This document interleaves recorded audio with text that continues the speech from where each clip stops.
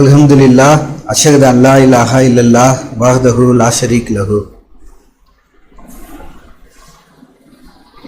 Praise be to God.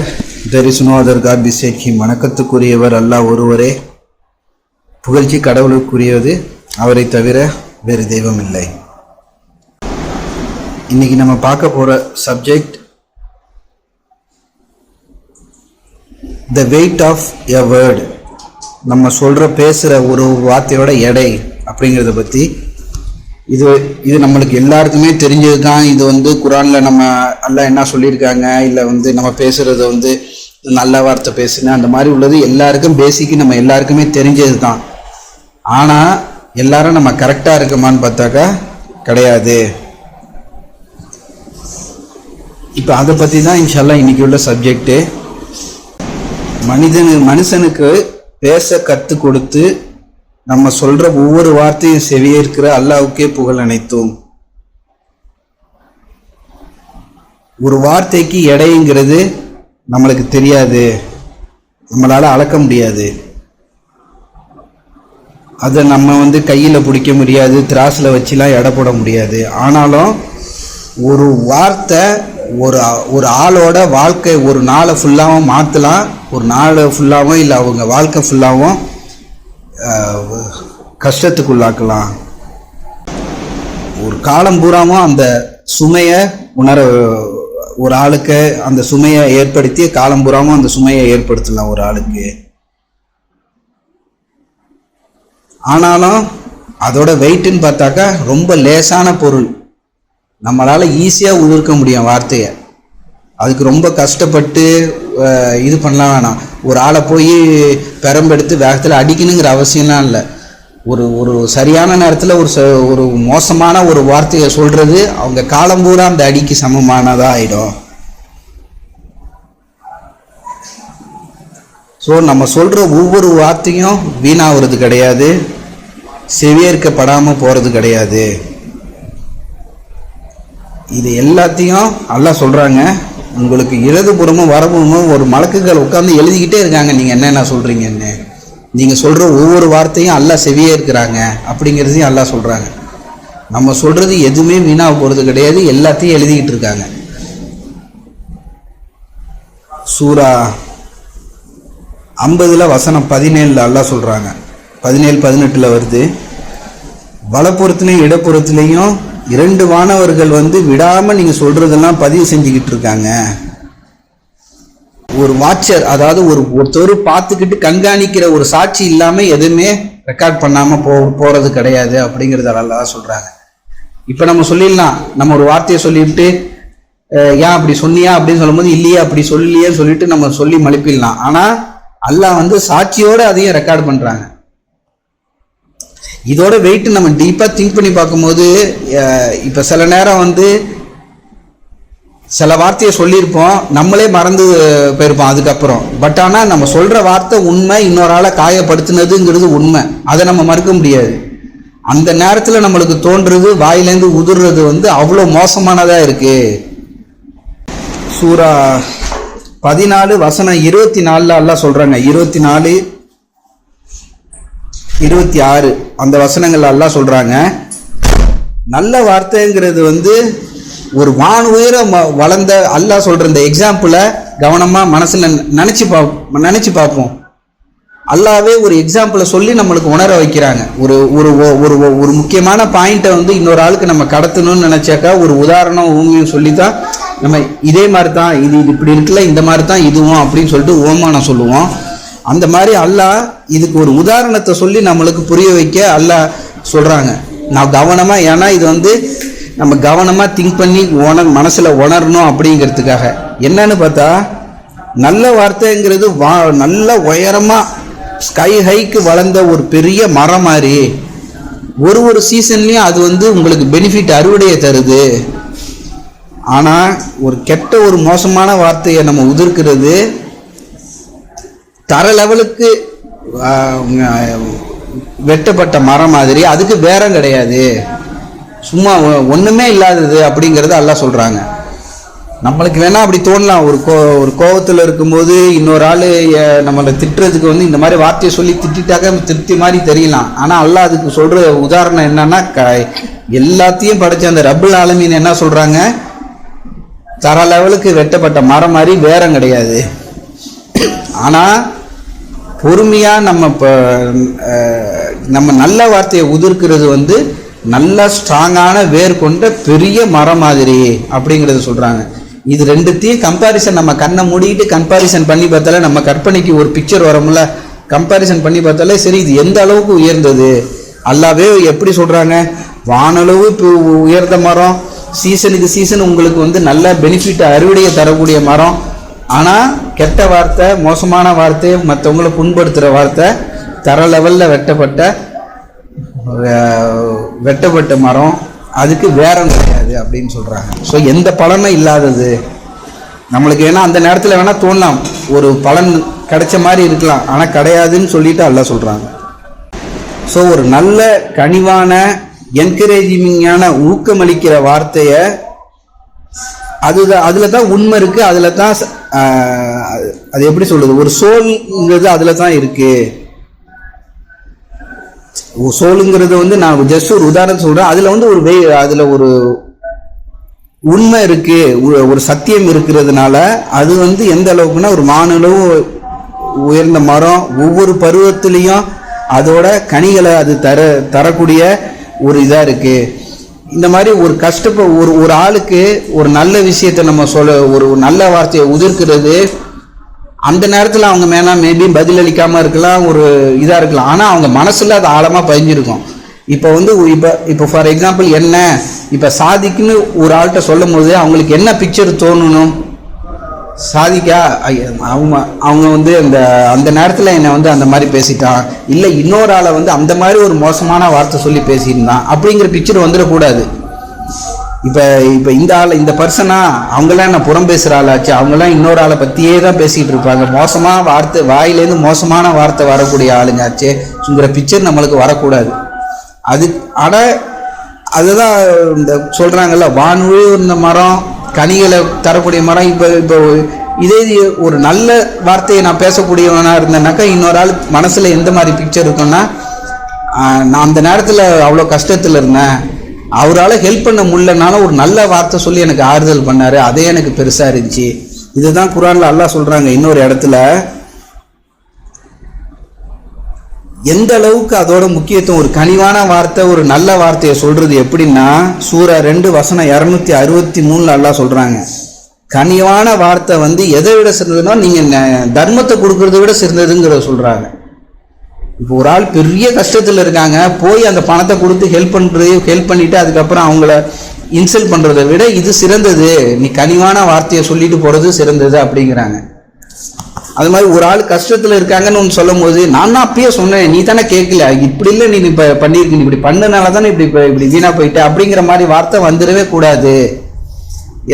ஏன்னா இப்போ நம்ம சொல்ற வார்த்தைக்கு எல்லாத்துக்கும் வெயிட் இருக்கு. நம்ம சில நேரம் வந்து சைத்தான் எந்த மாதிரி பண்ணுவான்னா, நம்ம ஒரு விஷயத்த சொல்லணும்னு நினைப்போம், அது வார்த்தை வேற மாதிரியான அந்த அவுட்புட் வர்றது வந்து சரியான பதம் இல்லாமல் வேற மாதிரியான போகலாம். ஆனால் இன்னொரு ஆள் ரிசீவருக்கு என்ன இந்த வார்த்தை சொல்லிட்டாங்க, என்னோட ஃபேமிலியே இந்த மாதிரி சொல்லி காயப்படுத்திட்டாங்க, இது என் அது வந்து நிச்சயமாக போகாது, அது காலத்துக்கு இருந்துக்கிட்டே தான் இருக்கும். அதைத்தான் வந்து அல்லாஹ் சொல்கிறாங்க, கனிவான வார்த்தை நீங்கள் கொடுக்குற ஃபிசிக்கலாக பண்ணுற தர்மம் இதை விட சிறந்தது அப்படின்னு அல்லாஹ் சொல்கிறாங்க. இந்த இதை வந்து நம்ம கற்பனை பண்ணி பார்ப்போம். ஒருத்தர் வந்து தேவையாக இருக்கிறவங்களுக்கு வந்து நம்ம பணம் கொடுக்கலாம், அது உண்மையிலேயே ஒரு நல்ல செயல் தான். இப்போ தேவையாக இருக்கிறவங்களுக்கு வந்து ஏதாச்சும் ஒரு வகையில் நம்ம ஹெல்ப் பண்ணுறது நல்ல செயல் தான். அதுக்கு அப்புறம் அவங்கள இன்சல்ட் பண்ணுறது, அவங்கள திட்டுறதை விட எது சிறந்ததுன்னா ஒரு கனிவான வார்த்தையை சொல்லி அட்வைஸ் பண்ணுறது. இந்த இதை வந்து நம்ம எங்கே அடிக்கடி அதிகமாக மறக்கிறோம்னா, ஃபஸ்ட்டு நம்ம நெருங்கிய சொந்தத்துக்குள்ள குடும்பத்துக்குள்ள ஒரு ஆள் தப்பு பண்ணிட்டாங்கன்னா உடனே அவங்கள பிடிச்சி அடித்து அவங்கள வந்து ஃபுல்லாக கீழே மட்டை தண்டுறது இல்லாமல் ஒரு கனிவான வார்த்தையை சொல்லி நம்ம நார்மலாக அட்வைஸ் பண்ணுறது தான் சிறந்தது. மோசமான வார்த்தையை சொல்லி அந்த நம்மளுக்கே அந்த நாக்கிலேருந்து என்ன அது அவ்வளோ கொடுமையானது அந்த நாக்கிலேருந்து வர வார்த்தை. ஸோ அதில் நம்ம இன்ஷால்லாம் நம்ம கவனமாக இருக்குன்னு இது வந்து இன்க்ளூடிங் என்னையை சேர்த்து தான். நானே சில நேரம் கோவப்பட்டு ஏதாச்சும் வார்த்தை பேசுனது வந்து இன்னொரு ஆள் பிக்சரில் வந்து இப்போ இப்போ இப்போ சின்ன பிள்ளை இப்போ சைஃபானுக்கோ மோஃபிகாக்கோ இப்போ வந்து அத்தான்னு சொல்லிட்டு சின்னத்தான்னு சொல்லி நினைக்கும் போது அன்னைக்கு சின்னத்தா அந்த வார்த்தை சொல்லிச்சிங்கிற நினப்பு வந்துடக்கூடாது. சின்னத்தாவா ரொம்ப எங்கள் மேலே பாசமாக இருக்கும், எங்களுக்கு வந்து நல்ல அட்வைஸ் கொடுக்குங்கிற மாதிரியான பிக்சர் வருன்னு அது எக்ஸாம்பிளுக்காக சொல்கிறேன் நான். இந்த மாதிரி நம்ம ஒவ்வொருத்தருக்கும் என்ன பிக்சர் இருக்குங்கிறத நம்ம அனலைஸ் பண்ணி பார்த்துக்கிட்டு நம்ம ஒழுங்கான வார்த்தையை சொல்லணும். இது வந்து ஒழுங்காக நம்ம வார்த்தையை சொல்லும் போது அது மாறக்கூடியதாக இருக்குது. சூரா 31:19 அல்லாஹ் சொல்கிறாங்க, இது லுக்மான் வந்து அவங்க பையனுக்கு சொன்ன அறிவுரை. இது லுக்மானோட அட்வைஸில் வந்து பெரிய ஞானம் இருக்குன்னு அல்லாஹ் சொல்கிறாங்க. இதில் இந்த ஒரு சின்ன வார்த்தை தான் அதில் எவ்வளோ இது என்ன சொல்கிறாங்கன்னா, என் மகனை கூப்பிட்டு சொல்லும் போது பணிவோடு நடந்துக்க, உன் குரலை தாழ்த்திக்க. இதுதான் மெயின். நம்ம சவுண்டாக கத்துறதுனால ஒரு வேல்யூவும் கிடையாது. அவங்க இப்போ ப்ராக்டிக்கலாக நினச்சி பார்த்தா அவங்களும் ஒரு மனுஷன்தான், அவங்களும் ஒரு ஃபேமிலி, அவங்களுக்கும் ஏற்ற இறக்கம் இருந்திருக்கும், குடும்பத்துக்குள்ளே பிரச்சனை இருந்திருக்கும், பல வழியில் அவங்க வந்து ஃபேஸ் பண்ணிட்டு தான் வந்திருப்பாங்க. இருந்தாலும் அவங்களோட அட்வைஸ் என்னவா இருக்குன்னா, கனிவோடு நடந்துக்க, குரலை தாத்திக்கோ. நம்ம குரலை உயர்த்தி பேசும்போது நம்மளையும் அறியாமல் நம்மளுக்கு அதனால உள்ள சைடு எஃபெக்ட்னு சொல்லிட்டு இப்படி கொஞ்சம் அனலைஸ் பண்ணி பார்த்தாக்கா, நம்ம வேகத்தில் கத்தும் போது நம்மளுக்கு பிபி ரைஸ் ஆகுது. பிபி ரைஸ் ஆகும்போது அந்த பதட்டத்தில் நம்ம மூளை வந்து ப்ராப்பராக ப்ராசஸ் பண்ணுறதை விட்டுரும், என்ன வார்த்தையை பேசுகிறோங்கிறதே தெரியாது. இது என்னன்னா அந்த படப்படப்பில் பேசிட்டேன்னு சொல்லிட்டு நார்மலாக நம்ம சொல்லுவோம்ல, அந்த மாதிரி தான். அந்த வார்த்தை என்ன பேசுகிறோன்னு தெரியாமல் நம்ம உதிர்க்கிற வார்த்தை இன்னொரு ஆளை வந்து பெரிய அளவில் காயப்படுத்தக்கூடியதாக இருக்குது. என்னை பார்த்து இந்த வார்த்தையை சொல்லிட்டாங்க, என்னை பார்த்து இந்த வார்த்தையை அந்த நேரத்தில் எப்படி நீ அப்படி அப்படிங்கிற மாதிரி அந்த இது அவங்க வெளிப்படுத்தலைனாலும் அந்த காயம் உள்ள இருந்துக்கிட்டே தான் இருக்கும். ஈவன் இன்னொரு வகையிலையும் எல்லாம் சொல்கிறாங்க, அந்த இப்போ இன்னொரு ஆளை நோக்கி நம்ம டைரெக்டாக சொல்லாமல் இப்போ தேர்ட் பர்சன்ட்ட போய், அதாவது மூணாம் மனுஷங்கள்கிட்ட போய் அந்த ஆள் ப்ரெசன்ஸ் இல்லாமல் இன்னொரு ஆள்கிட்ட போய் அந்த பர்டிகுலர் பர்சனை பற்றி நம்ம பேசுகிறோம்ல, அதை பற்றியும் எல்லாம் விட்டு வைக்கல. நம்ம சொல்கிற வார்த்தை டைரெக்டாக ஒரு ஆளை டைரெக்டாக ஆரோவாக போய் அடிக்கிறதையும் எல்லாம் சொல்கிறாங்க. இன்னொரு ஆள்கிட்ட சொல்லி ஒரு ஆளை பற்றி புறம் பேசுறது அப்படிங்கிறத பற்றி சொல்லும் போது அதுக்கும் அல்லாஹ் சொல்கிறாங்க. இது அதுக்கான உதாரணம் எந்த அளவுக்கு அல்லாஹ் கடுமையான உதாரணத்தை சொல்கிறாங்கங்கிறது நம்மளுக்கு எல்லாருக்கும் தெரியும். உன்னோட சகோதரனோட மாமிசத்தை திங்கிறதுக்கு சமம். இது எந்த அளவுக்கு ஒரு கடுமையான வார்த்தை. அந்த இதில் நம்ம ரொம்ப இதை ஈஸியாக நம்ம கடந்து போயிடுவோம். எத்தனை தடவை நம்ம சகோதரனோட மாமிசத்தை இப்போ சாப்பிட்ருக்கோம், கொஞ்சம் நினச்சி பார்ப்போம். எத்தனை தடவை நம்ம வந்து புறம் பேசியிருக்கோம், ஒரு தடவையும் அந்த மோசமான செயலை தான் செஞ்சுக்கிட்டு இருந்திருக்கோம். இதெல்லாம் நினைக்கும் போது பயமாகவும் இருக்குது. எப்படி நான் இப்போ எனக்கு 2-3 நாளாக இப்போ ரீசெண்டாக என்னோட திங்கிங் என்னவா இருந்துச்சுன்னா, உலகத்தில் வந்து 100% கெட்டவன், அவன் செய்கிறது ஃபுல்லாக கெட்டது தான் யாருமே கிடையாது. அவங்களுக்கும் ஏதாச்சும் ஒரு நல்ல குணங்கள் நல்ல ஹேபிட் ஏதாச்சும் ஒரு வகையில் இருக்கும். 100% கெட்டவங்கன்னு இப்போ வந்து யாராவது ஒரு மோசமான அரசியல்வாதிண்டாக்கா அட்லீஸ்ட் அவங்களோட பிள்ளைகள்கிட்ட அவர் ரொம்ப நல்லவராக இருந்திருப்பார். அவங்கள பொறுத்த வரைக்கும் அவர் ரொம்ப நல்லவர், தனக்கு தேவையானது எல்லாத்தையும் செஞ்சாருங்கிற மாதிரி இருக்கலாம். அட்லீஸ்ட் அவங்களுக்கு கூட இருக்கிறவங்க இல்லை அவருக்கு கீழே வேலை பார்க்குறவங்களுக்கு அவர் நல்லவராக இருந்திருக்கலாம். ஃபார் எக்ஸாம்பிள், மோசமானவன்னு ஹிஸ்ட்ரியில் சொல்கிற அந்த ஹிட்லருக்கு விசுவாசமான நாய் ஒன்று கூடயே இருந்துச்சு.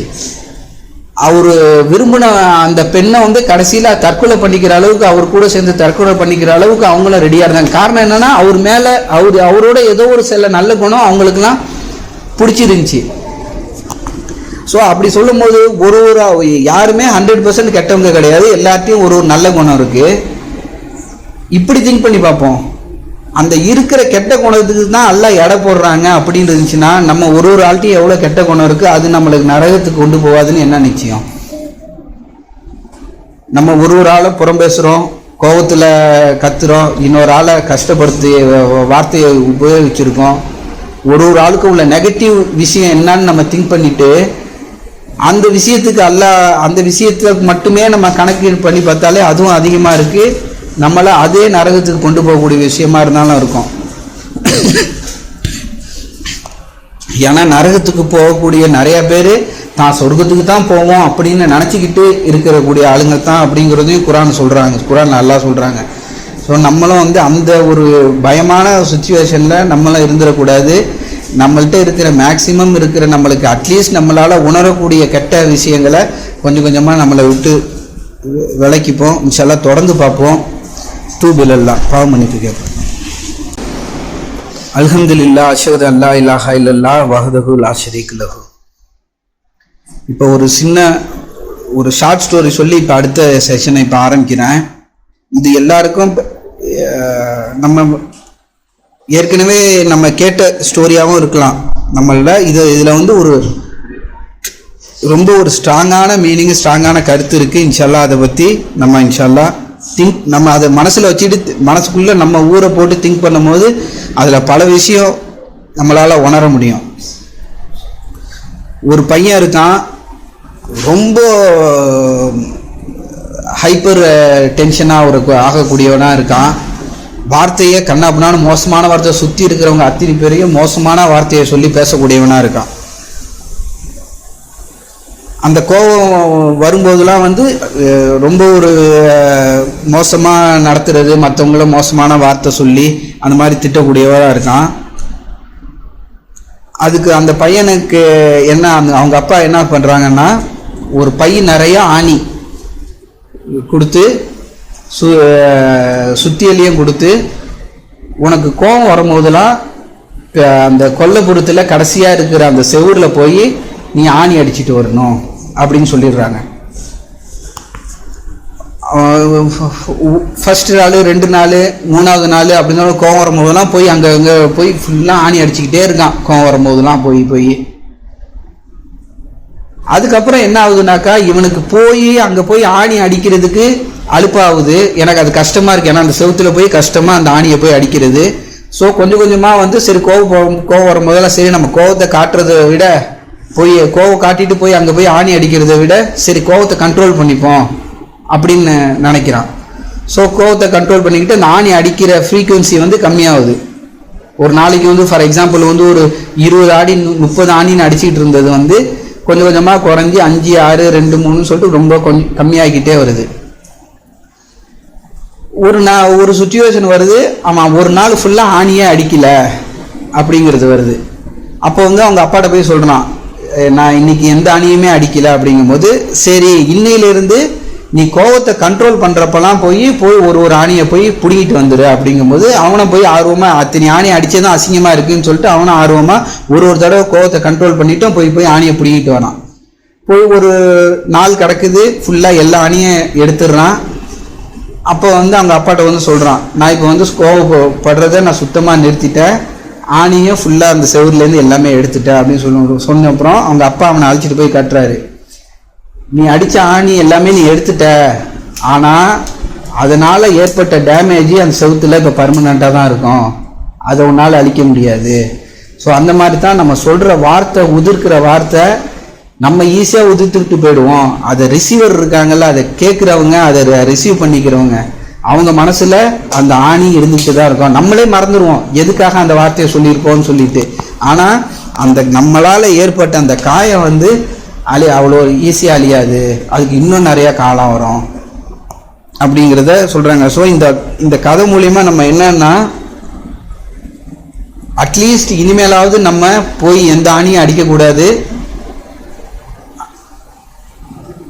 அதே மாதிரி இது வரைக்கும் அடித்த ஆணியை இன்னும் அதிகமாக ஒரு ஆள் மனசில் இன்னும் கொஞ்சம் ஆணியை இன்னும் கொஞ்சம் அடிக்கிறத விட நம்ம தடுத்து நிறுத்திக்கினேன்.